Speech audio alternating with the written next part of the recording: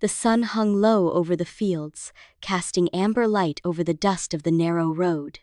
The wind blew restless through the Kogon grass, carrying the scent of gunpowder and rebellion.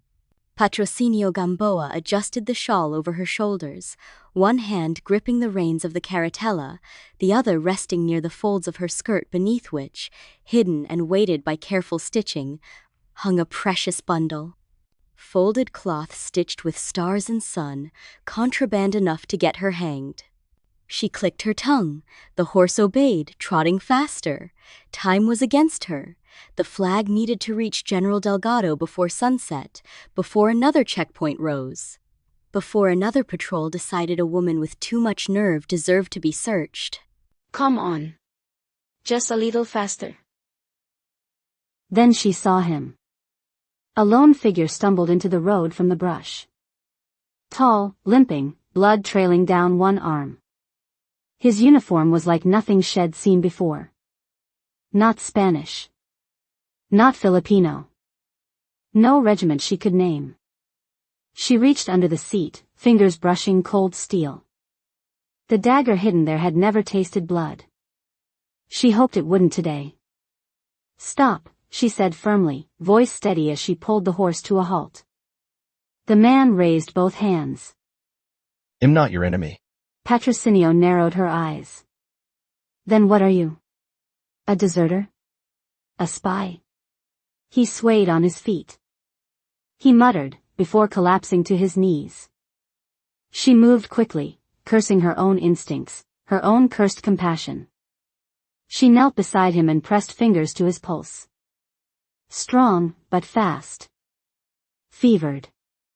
You're wounded. Just grazed. I think. I've had worse. Patrocinio blinked. He spoke in perfect Tagalog, accented, yes, but fluently. And the way he said it, as if Head had worse gunshot wounds, was utterly strange. Who was this man?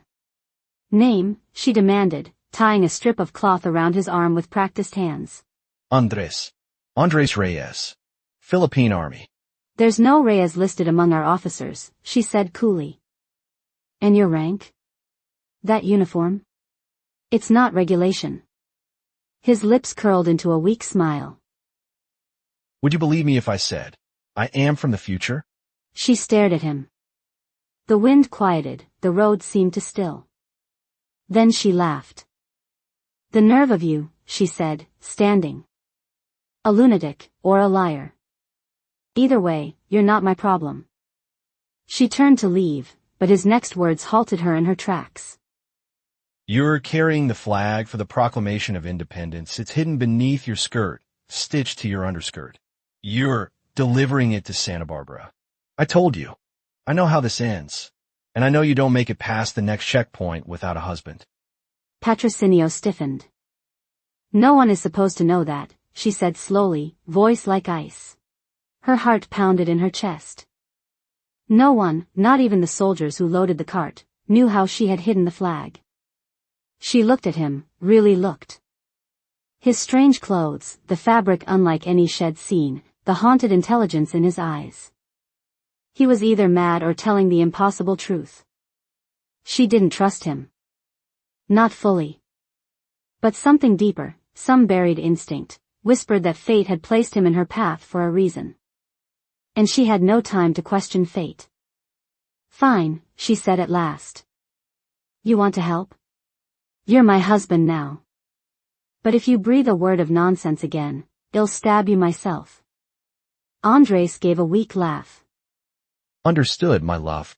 She rolled her eyes and helped him up into the carretilla. The horse neighed in protest at the added weight, but the wheels began to turn again.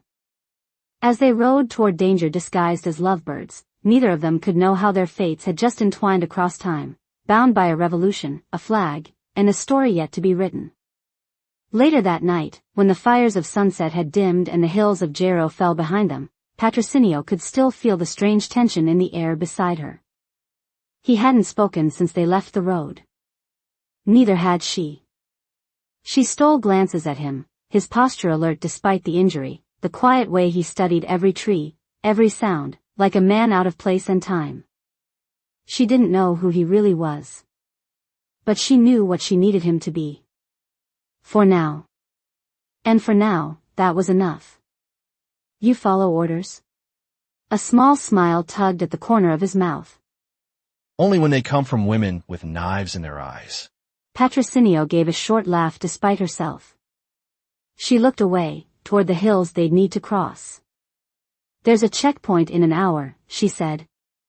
When we reach it, you keep your head down and your mouth shut. I will do the talking. Or rather, shouting. Shouting? We argue, she explained. I'm the loud, frustrated wife. You're the meek, beaten husband. That's the cover. Andres raised an eyebrow. I'm not sure I'm believable as meek. You'll manage, she said coolly. Or we both die. The checkpoint came just past a bend in the road. 3 Spanish guards, muskets across their chests, stepped forward. Patrocinio leaned out the window, eyes blazing. We've been on the road for hours and he still insists he knows the way. One of the guards blinked in surprise. She continued, voice sharp and scathing. Next time they'll marry a horse, they at least know how to follow a trail. The soldiers chuckled. One glanced at Andres, who shifted uncomfortably under her verbal assault. I told her we should have waited until the rain passed. He muttered just loud enough for them to hear. The guards laughed harder. A husband with sense. Let them go before she sets him on fire. As the carriage rolled on, Patrocinio allowed herself a breath. Convincing. I've had practice, from a young age. Andres Reyes, Lieutenant Andres Reyes, if the rank still meant anything in this century, watched the woman beside him with growing awe. Patrocinio Gamboa had read her name in textbooks, recited it in dusty classrooms. A revolutionary heroine, smuggler of a flag that would spark the flames of independence in the Visayas. He remembered the grainy photo of her in a museum display, stern-faced, determined. He never imagined the real woman would be this quick-witted, sharp-tongued, or utterly terrifying when angry. She didn't trust him. Not really. But she hadn't left him to die on the road, either. That was something. Every nerve in his body ached. The wound was shallow but still burned, and the time displacement sickness twisted his stomach with nausea. He had no idea how long he had before the effects worsened, or if they ever would stabilize. Temporal travel wasn't supposed to happen. Not like this. But here he was, 1898, Colonial Philippines. And somehow, despite the madness of it all, he was sitting beside one of history's greatest women, pretending to be her husband. If he hadn't felt the weight of the mission, the consequence of every step, they might have laughed at the absurdity. Instead, he kept quiet, watching the road, memorizing every checkpoint and twist of terrain, just as had been trained to do. Only this wasn't a battlefield. Not yet. You're awfully quiet for someone who just lied their way into a revolution. It would help if you didn't get us killed.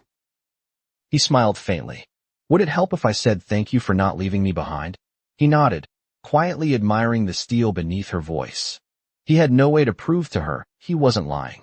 But he knew this. He had knowledge that could save lives or ruin them. One wrong word could fracture the timeline. One selfish move could erase everything. So for now, he would follow her lead and earn her trust 1 mile at a time.